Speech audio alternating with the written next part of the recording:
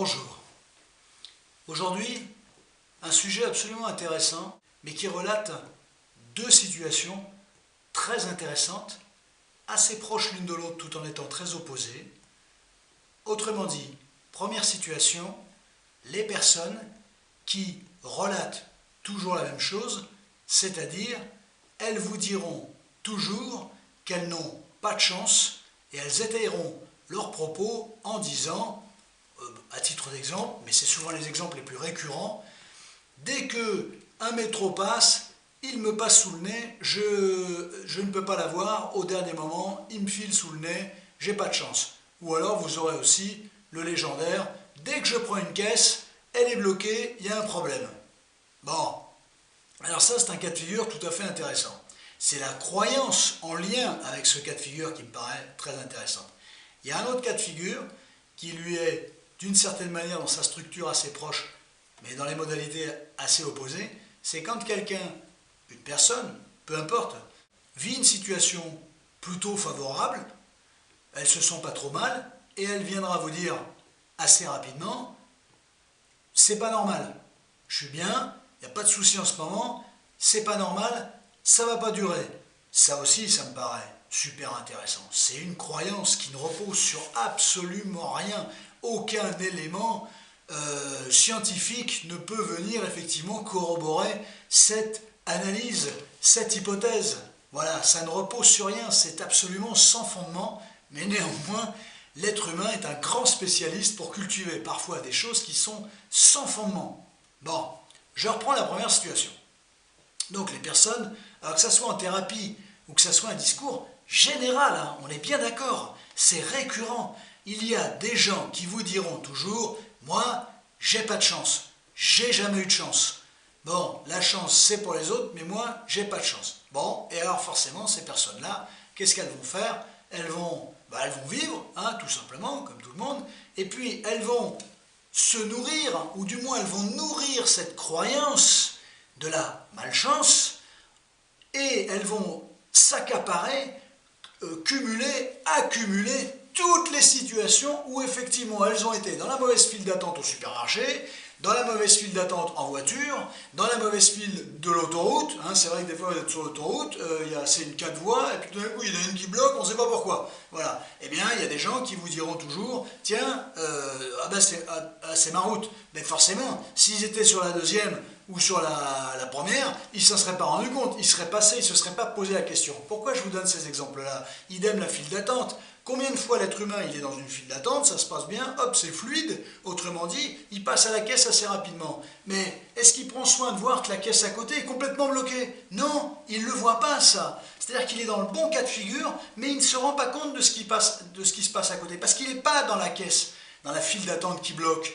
Ainsi de suite, pour tout ce qui est voiture, file d'attente et ainsi de suite. Et c'est ça qui est intéressant, cette espèce de tri finalement qui s'opère dans la tête de l'être humain, avec des situations qui vont abonder, corroborer avec une croyance, j'ai pas de chance, et toutes les situations fluides qui bizarrement disparaissent totalement, et il n'y a pas de balance, parce que dans la balance il n'y a que les informations négatives, donc ipso facto, j'ai pas de chance.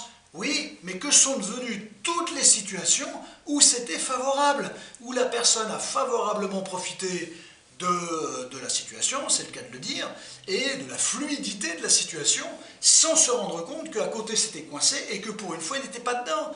Pourquoi il voit les choses en négatif? Voilà pourquoi il s'inscrit dans une dynamique de malchance, alors que ce n'est déjà, et d'une, absolument pas prouvé, et de deux, qu'il fait un tri d'informations, il alimente sa malchance, et les constats qu'il fait, et il prend bien soin de ne pas regarder et ne pas garder, considérer toutes les situations qui sont plutôt fluides. Ça, c'est passionnant. Autre cas de figure, un peu différent, je ne sais pas comment je vais appeler cette vidéo, je lui trouverai bien un nom, c'est donc les gens qui vont bien, plutôt bien, et qui vont effectivement dire « Oh là là, c'est bizarre, ça m'inquiète, ça ne va pas durer ». Alors déjà, ça vient déjà dire une chose grandiloquente, ce sont des personnes, malheureusement, qui ne légitiment pas leur bien-être. Quand ça va bien, quand la période est bonne, eh bien la période est bonne, point. Il n'y a pas de demain, il n'y a pas dans une seconde, il n'y a pas dans 6 mois, il n'y a pas de... Non, non, ça va bien. À ce moment-là, c'est un instant T, ça va bien. Qu'est-ce que vous allez chercher? Ça va pas durer. Qu'est-ce que ça veut dire ça? Il y aura toujours une situation pas très agréable qui va se présenter à vous quelques heures après, quelques jours après. Mais toute la question, c'est toujours pareil. Qu'est-ce que vous allez en faire?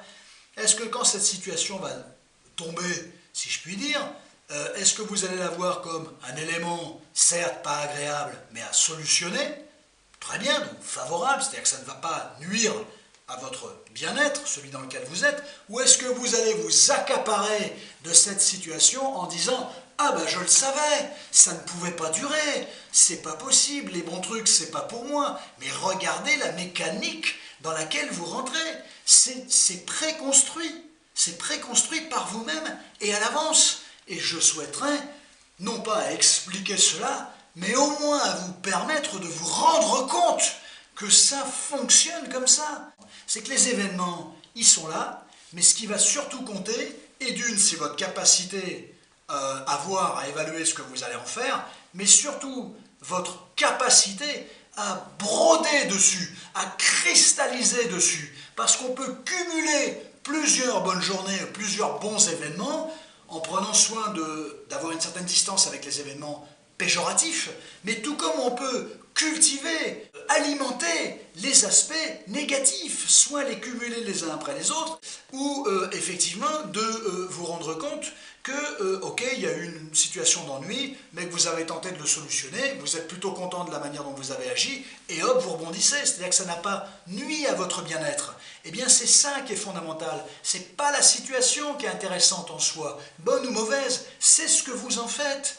C'est ça qui est intéressant. On peut en faire des choses, on peut se laisser happer par une situation, quelle qu'elle soit, bonne ou mauvaise, plutôt mauvaise en règle générale, mais on peut se laisser griser par une situation bonne, c'est vrai, mais on peut se griser aussi d'une situation compliquée, parce que vous allez la solutionner, vous allez la comprendre et vous serez plus fort, fier de vous, et plus en confiance. Donc une situation compliquée ne vient pas sous-entendre que ça fait tout voler en éclats, tout simplement. Eh bien, je souhaitais vous faire part de ces logiques-là, parce que vous êtes dedans.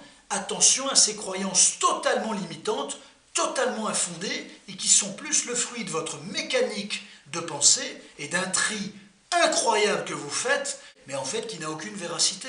Soyez conscient de ça, et je suis content que vous soyez allés au bout. À très bientôt pour un autre thème.